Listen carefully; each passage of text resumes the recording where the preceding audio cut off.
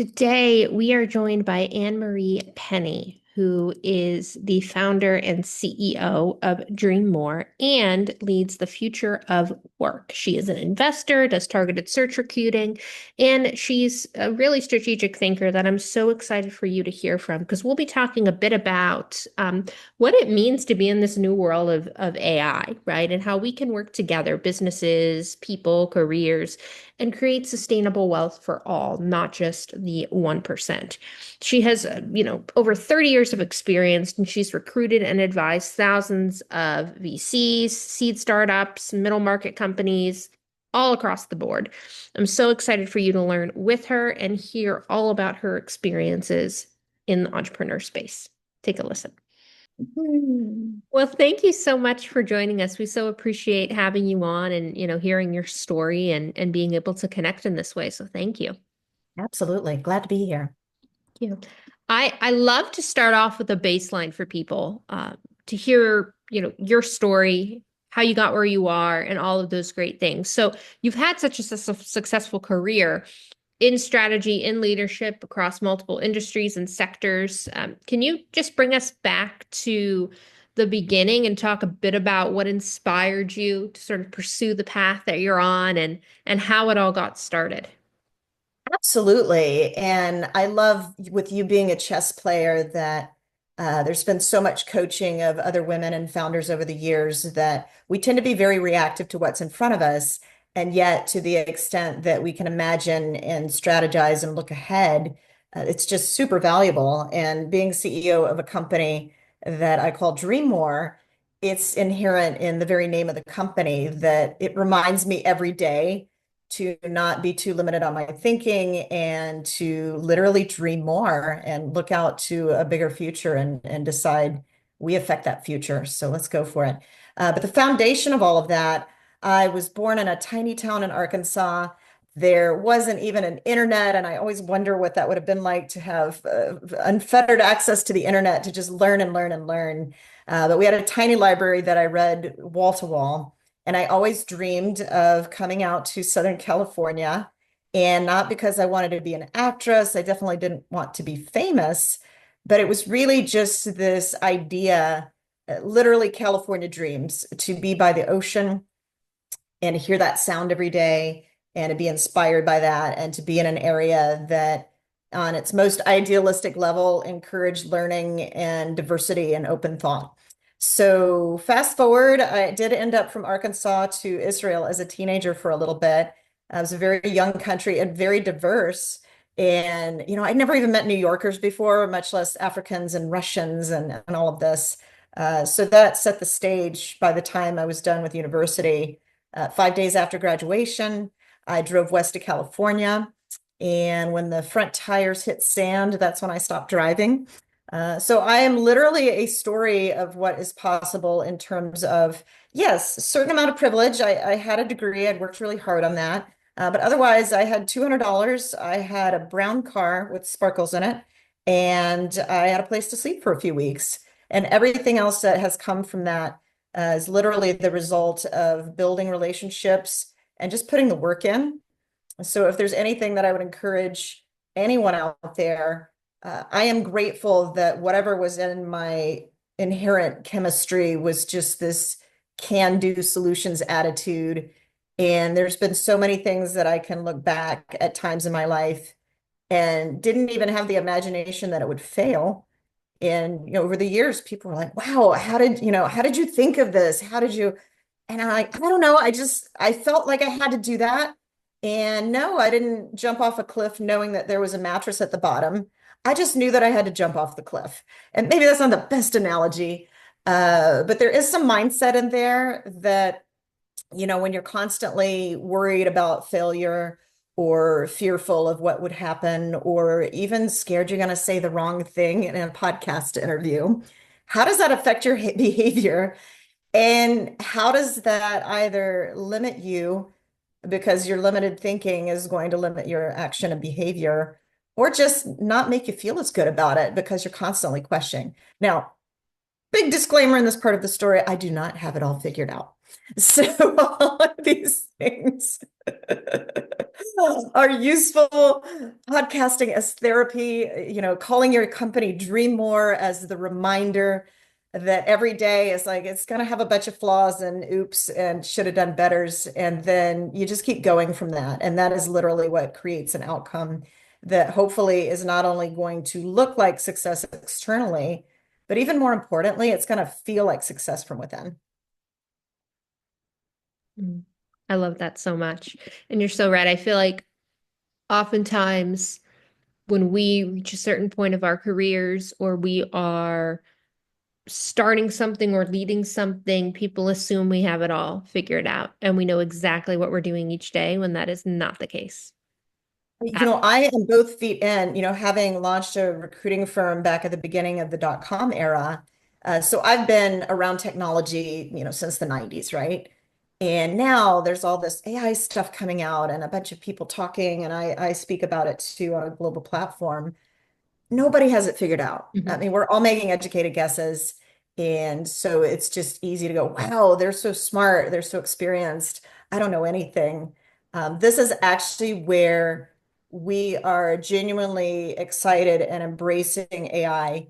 I know it's still a new, scary topic for a lot of people, but what we've been experiencing and communicating broadly to others to encourage them, AI is not the enemy. It doesn't need to be the threat. Again, this is some mindset stuff. Also, the media loves to hype things like it's not nearly as smart as you think it is Mhm. because, it's like people, like none of us are as smart as we wish we were. But where it has been very exciting to interact with Claude and ChatGPT and Perplexity and all of these relatively new tools, our human brains were formed for things that, sometimes we forget to activate our creativity, our imagination, just our natural curiosity and learning.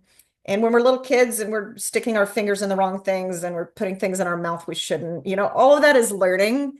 And then as we age and gain more experience, we learn what things are bad, but also we kind of get this curiosity ground out of us sometimes, because we're supposed to be grown-ups and we don't play anymore and we've got to be serious and all that stuff. And the fear can come up even more because now we have experience that tells us, ooh, maybe I shouldn't touch that hot stove. Wow, maybe I shouldn't cook. I mean, our brains will do this sometimes. It's like, wait a minute. No, it's just a thing that happened. So as it relates to encouraging everybody, if you haven't already, to, just go have conversations with these AI tools and ask it to ask you questions because there are times that it's going to be able to open up your natural curiosity and your learning in ways that are really magical. So that's what I was doing all morning was literally, ooh, I want to explore for this investor presentation, what does it look like to invest in companies and how are companies formed and how are human beings relating to companies now? And I'm on this high right now of learning. Like my brain is activated in a way that, I don't have when I'm reading text and, managing my inbox all day. So that's the exciting opportunity here. I think I just went on a long journey and you asked a question and my brain activated what we I call love it. beautiful. I love it. I love Isn't it. And that a chess mind though? Where you're like, yes. here are 1,000 possibilities of what could Yes, happen on a chessboard. absolutely. There's 10 million, or let's make up a number. There's 150 billion possibilities for a human life. And that shouldn't be scary to us. That should be exciting. Mhm. Absolutely. And I'm so glad that you've mentioned what you've mentioned because I was talking with somebody the other day about AI and I'm curious about your response to this. It really is all in the questions that you ask, right? Because I see a lot of, and I'm sure you've seen this a ton. It's like people ask AI something and they get something back, right? And they don't dig in deeper, Right. the I, surface. if there was one thing that I would want to put on my tombstone, she encouraged the world to use more critical thinking. Yes. Yes. Question everything. And that doesn't make you cynical. It is literally how we learn. When we were just running this as a recruiting firm, so I've done a lot of, career coaching and, helping plan out org charts and define job descriptions and all this fun stuff. And, when I'm coaching people on how to conduct a better interview, in either direction, ask why. Well, why are you interested in this opportunity? Oh, well, I want to do a thing. Okay, well, why is that? Okay, well, why is that? Because 3-year-olds Anybody that's had a 3-year-old or been around a 3-year-old is like, why is the sky blue? Well, the sky is blue because it, well, why? Well, Mhm. why? And they keep asking why over and over and over again because they're learning. Even if we just started training ourselves or conditioning ourselves to, ask ChatGPT a question and then say, well, why did you answer it that way? Well, why did you say that? Well, what's another way to look at this? Because Mhm. you learn and don't just accept that as reality. Just like, Instagram filters are not reality. And please, women, stop spending all that money on unnecessary makeup because you're Mhm. trying to look like something that isn't even real. Absolutely. Absolutely. And I'm curious too, on the day-to-day when you're working with different clients, building different relationships, right? And you've been a part of so many different environments, industries, sectors. How do you approach sort of adapting your own leadership style to those different environments? And I say this along with what we've been talking about with AI because I feel like people often don't adapt when they need to adapt. They just sort of stay focused on one thing in one area and they're not adapting. But you've obviously, adapted your own leadership and mindset to different things. So can you touch a bit on that? Absolutely. And I'll try to parse this out into two subjects. First of all, I did online dating for the first time a year and a half ago, and it's going very well, by the way. But Yay. I found on these profiles, growth mindset, must have growth mindset. And I did not know what that was. So I did a good Google and, growth mindset versus fixed mindset, being adaptable and learning and not treating failure as failure, but treating failure as an opportunity to learn and grow and keep iterating. And I thought that was great because I realized that for the most part, I mean, anybody who packs up and moves to California with 200 bucks and ignores her mother saying, you're going to end up on the streets of Hollywood. And I'm like, no, I'm not. And then decades later, oh my God, I was in so much, yeah, I could have ended up on the streets of Hollywood. But that adaptation, growth mindset of, try something and learn and don't shrink from that in fear. That's certainly powerful. Now, the other part where we as humans tend to mirror, whether it's a conditioned response or the underlying neuroscience of, we want to have a certain amount of conformity and cohesion because, when we clump together, we're going to survive, right? And, something that's different.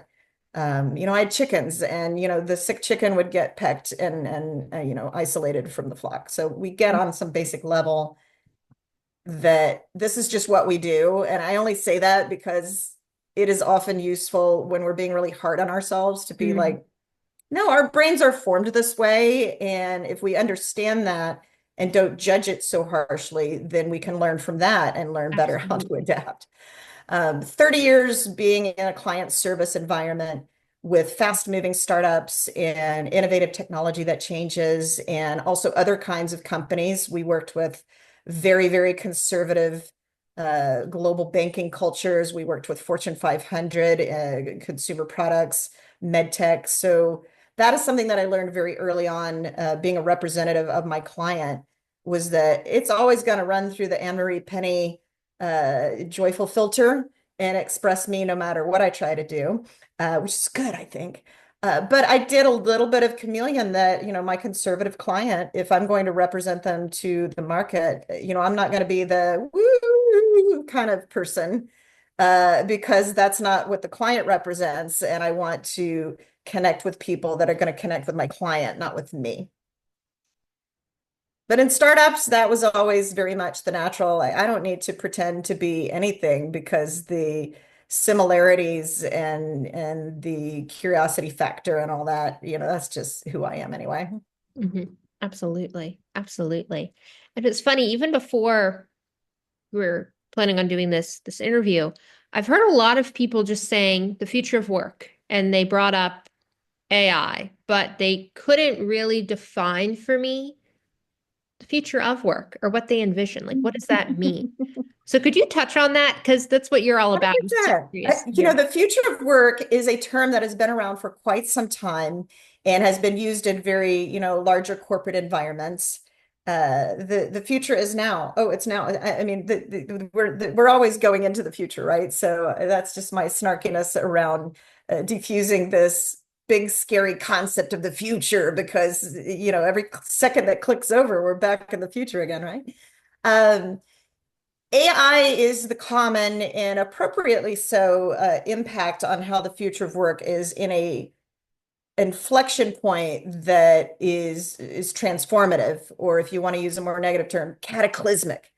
So that can also make it, both scary and exciting. The future of work, as a lot of us in this space are observing and embracing, it's not just AI. There are so many factors right now that are creating what feels like a faster transformation than other times. You figure we used to be an agrarian society, and then we got industrialized, and then we became the information era. And so now we're going into this next era that, once every 100 years we have a pandemic. So the fact that we're not going back to a pre-pandemic era as it relates to work because, we're more globalized and also more localized in certain ways. Climate change is a big factor. The aging population is a big factor. And as things continue, it's not going to be so much around, well, do I have remote workers or do I have in-office workers? But even the nature of companies are fragmenting now that the intersection between AI and humans is continuing to evolve. And nobody's quite put that down. And this is exactly what's going to happen. That's why we're in this and accelerating our involvement in the future of work. Because somewhere in these last 2 years in particular, having come out of the dot-coms and been at that before it was a thing and then grown with it, we affect the future. And and hey, by the way, we're women, and there is a lot that is happening around AI and politics that is very male energy, masculine energy, and the feminine energy and the softer and the more empathetic aspects of this haven't taken front and center. And there is an opportunity for us to not just sit by the sidelines and let the future be dictated for us. The opportunity is that we have as much power to affect the future. So let's get out of this pit of despair and our fear thoughts and our imposter syndrome.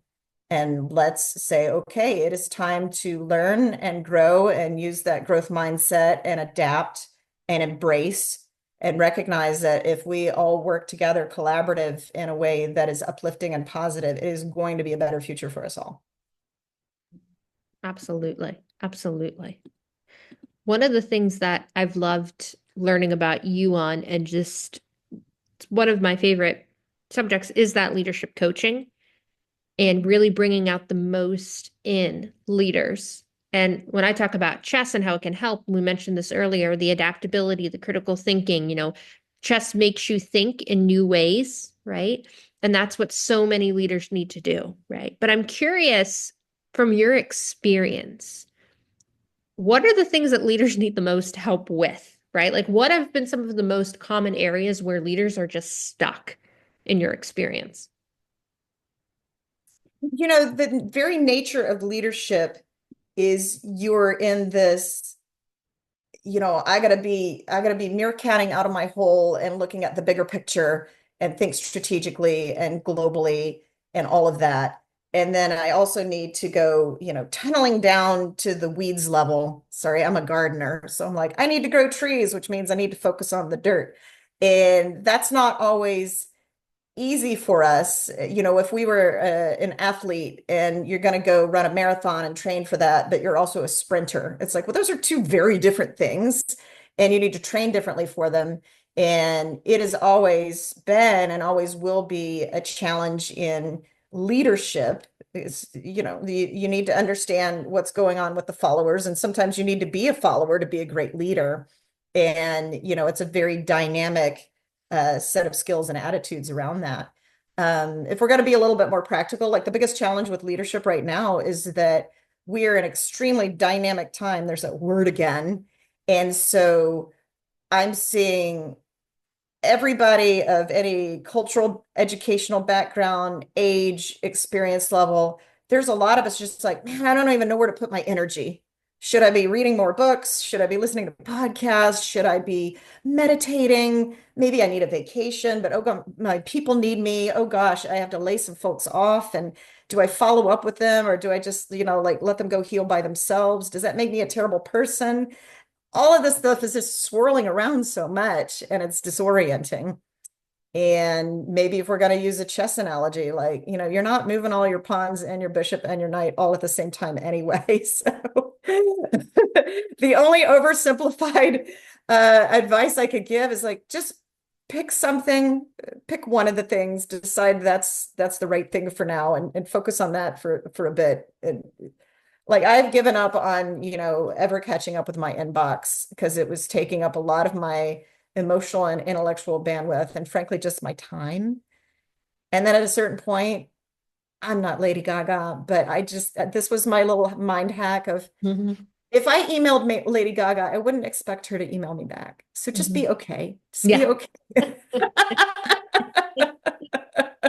I We're agree. I still love that. human. It's okay. If I love somebody really needs me, won't they text me or follow up Yes, again? I don't know. It's not terrible, but it's not right. perfect. Exactly. They'll find a way to reach you, right? And that's I love what you said about people doing all these different things, right? And I think one of the things that chess does, I mean, it forces people to really have to look at one possibility and understand what's all going to happen if you do that move, right? And then you look at another move. You have to do it one at a time. You can't do it all at the same Mhm. time. It's going to get confusing, Mhm. right? And that's just like in leadership, right? We have to start somewhere, and because when we're sitting there and we're so overwhelmed, so many things are happening, we can't just try to do it all at once, right? We have to slow ourselves down. That's really hard for people to do. Oh God, yes, the patience. Speed chess is fascinating, but more realistically, the patience of it. Over the years, our firm has scaled up a couple of times that things got very busy. Mhm. And no matter how you plan out your organization, being able to scale where it's exactly the right amount of human capital and technology for the output and the need, like it's never a perfect system. There have been times I've been busy and went, oh gosh, I got to go fix that thing. And, and then it's fixed itself. Oh, Mm, wow. There's something to be said for just taking a breath.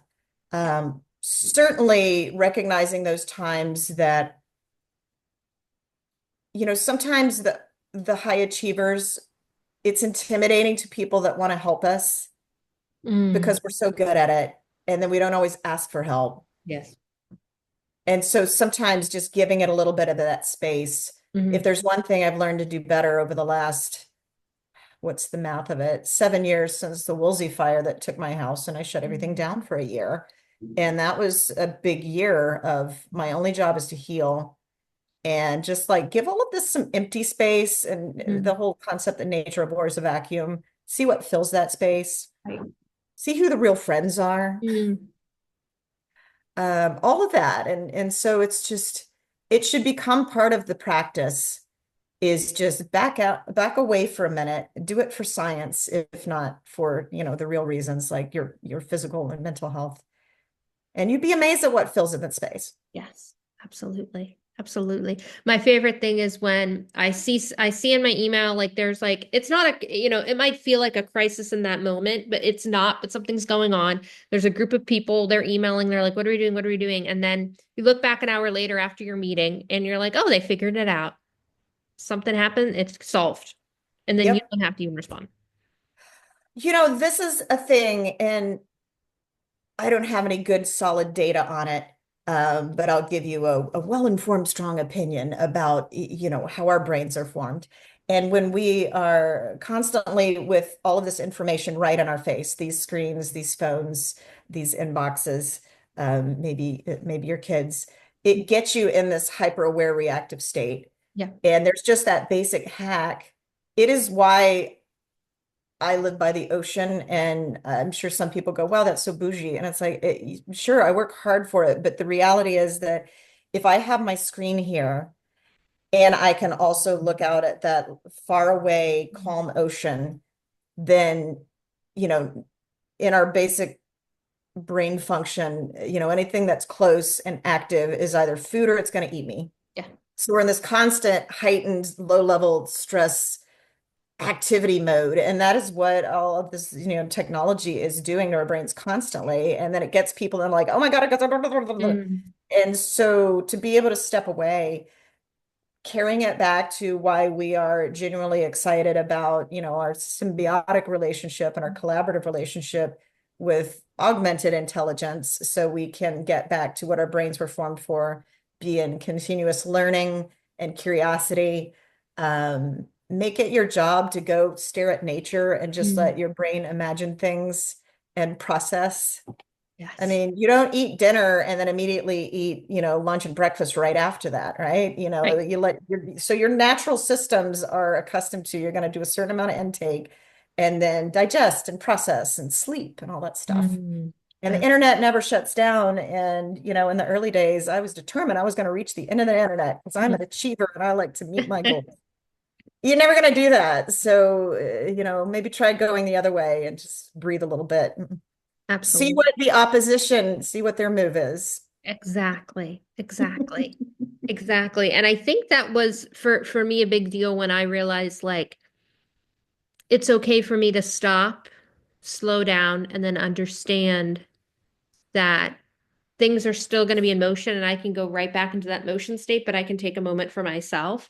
And that kind of dives into my next question, which I'm very curious about your response, the role of mentorship, how what that's played in your life. Because for me, when I know weekly I have that hour with my mentor and I can talk through things, it's forcing me to stop and then think about other things going on, right? And focus on something else besides that constant grind of the work. So Mhm. what role has mentorship played in your career? And are there any particular mentors or leaders that were really influential in your journey? 100% all the difference in the world. I'll give you three. So I was a nerdy, tightly wound kid in Arkansas with my little country school that was accelerated, but great education, and I'm grateful. I was done with high school when I was 14, so tightly wired. My high school teacher ended up going to medical school, and he had so much love for medicine and then another teacher for English, actually, that those mentors, I actually went to university and was pre-med and went through the whole program and all of that because this initial mentor, it was certainly education and it was that passion and it meant something. And so that's something that, you get to learn from a very early mentor. It's just that commitment to something that you're just genuinely interested in and how that can naturally just grow into something bigger. When I first came to California, I did not know how vulnerable I was, as we established, but I got a temp job, and this older gentleman who was my boss, uh, he just kind of took me under his wing. And so my first career was financial analysis. I was at KPMG Marwig. I didn't know what I was going to do for a living, but I knew that it's good to know how the numbers work, whether you climb the corporate ladder or whether you start your own company. And he created that for me. I didn't have the imagination to know what I wanted to do. Who does when they're 19? But that really made a huge difference. The third one and the most significant, when I made my career change into executive search, she had a similar background to me. She did not place me, but she followed up in my new job and said, "Hi, I just wanted to check in and see how your new job is going." It blew my mind. So it's like, you didn't make the money. Why are you following up with me? And she kind of giggled and said, "Well, this is a relationship. This is what we do. We stay in touch. We follow up with each other." And now, of course, this seems so obvious because the value of authentic business and professional and personal relationships, like this is the secret sauce. It is not the money. My definition of success is not the money. It is, are you a phone call away from solving any problem that comes to you? Because a lot of those problems are not going to be solved by money or even your degree or your intelligence. Who are you connected to that will come and solve that problem in times of need? So she really transformed everything. And as a mentee, this is something that I would coach any others that either are smart enough to know that you should always have a mentor until you're, 100 years old, still have a mentor. Uh, we come up with these things in our head and we go, this is what I want to do. And it's not necessarily balanced in reality. So the woman who said, use your imagination, is also saying, well, but only up to a point. Have a mentor and have somebody that you can look at and go, wow, I really relate to this person. And I feel like if I kind of followed their steps, then the outcome would be kind of like that. And I like what I see. So it's imagination balanced by the reality of following somebody else's path to achieve a similar outcome. Saves a lot of time. Mhm. Absolutely. Absolutely. I always tell people that you need to have the mentors and people in your life that, are going to provide you with, it's not just advice. I think it's just they can give you responses on different areas in your life. Sometimes when we ask our friends, our parents, our guardians, whatever, they know us almost so well that they're like, this is what I think that you would do, right? And sometimes you need that person that's going to be like, what if you did this instead? And it almost challenges you. Oh, absolutely. And I guess that is another very excellent point about mentors. We are not fixed. Our life experiences will change and grow. I just gave you a story of three different mentors I had in my life. One of them was 2 or 3 years. One of them was a year. Another one was later. And so you end up having different needs at different times. Any of them certainly gave a lot of training and advice and specific knowledge, but I can look at all three of them and say what the real benefit of the mentorship was. It was just the art of being. I just looked at who they were as a person and was like, "Ooh, that feels good. I'm gonna kind of copy that on some levels. Mhm. I'll hear what you tell me, but sometimes I'm not a good listener on that because I'm hard-headed. But I could just kind of watch you and go, ooh, that looks fun. I'm gonna do that." Absolutely. Absolutely. Now, for all of those people out there, especially young women that might not have those mentors yet, could you maybe give us some advice in terms of, you know, I hate saying how do you find the mentor because sometimes I feel like it happens so organically sometimes, but you know, how do you go about that process of, hey, I want somebody to be that person in my life, to support me in that way.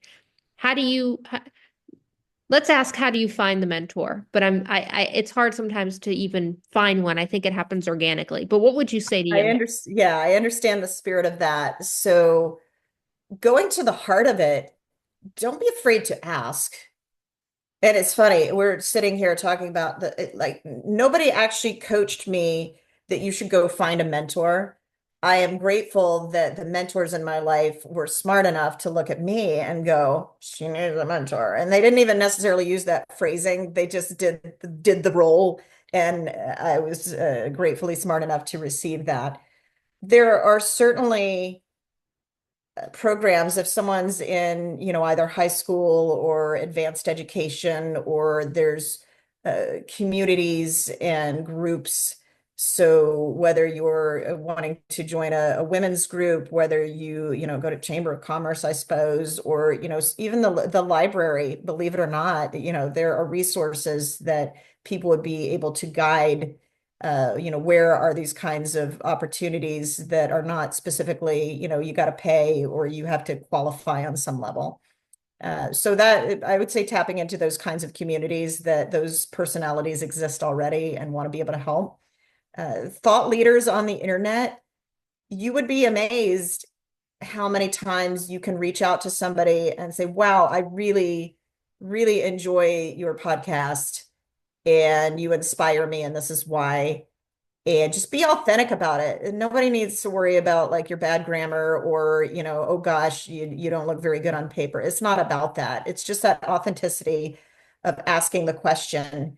And then somebody, at the very least, people like me that are super busy, I might not be able to commit to a full-time mentorship, But all day long, well, not all day long, I just said I'm busy. But, I go out and I do public speaking, and there's always a line of people that, I will give anywhere from 5 to 15 minutes or sometimes a coffee later.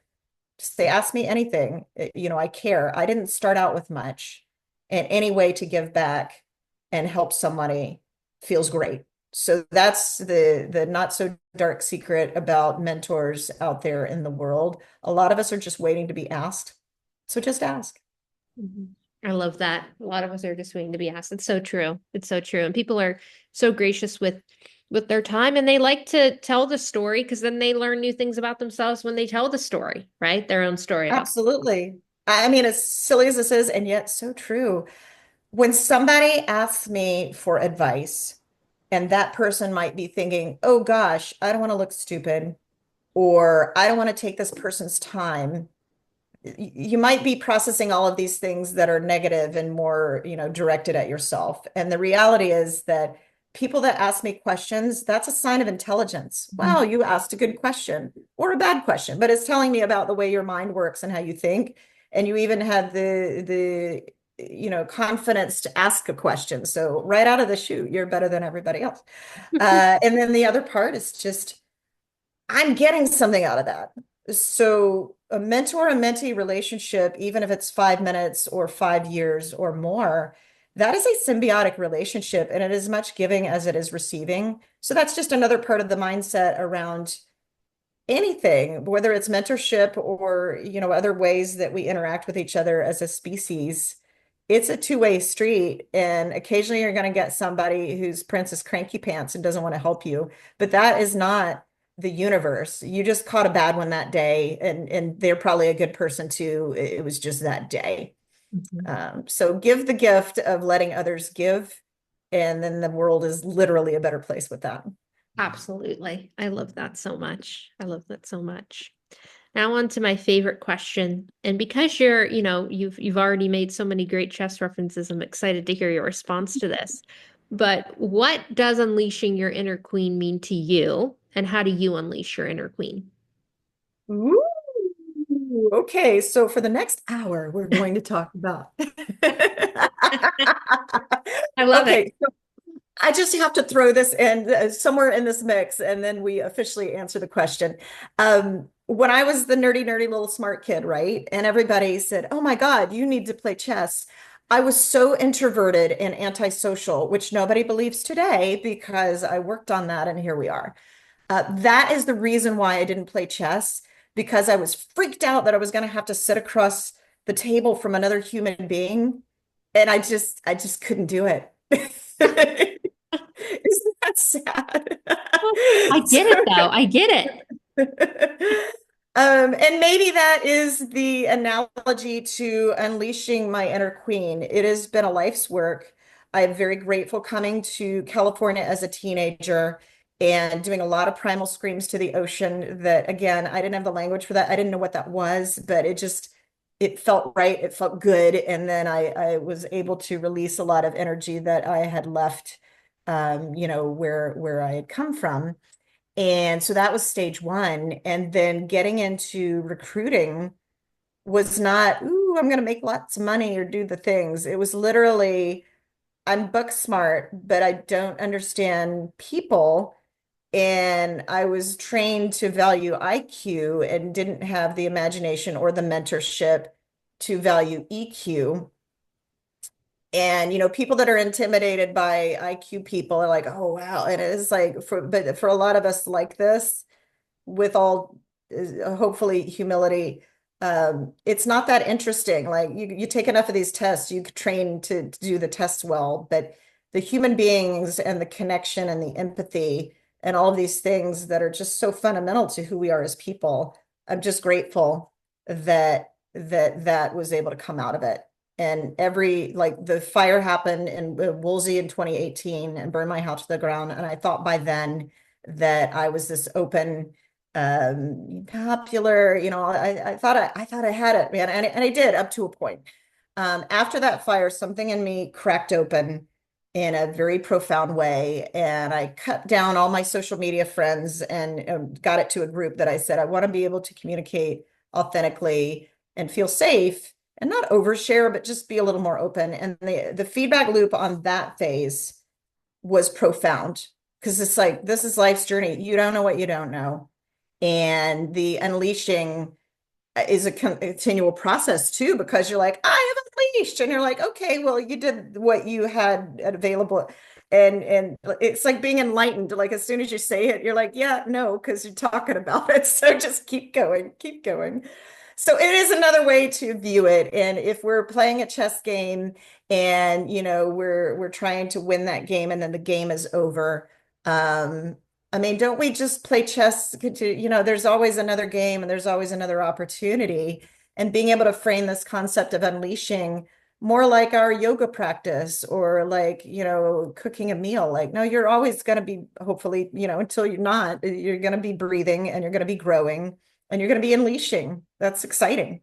Don't stop. Mm.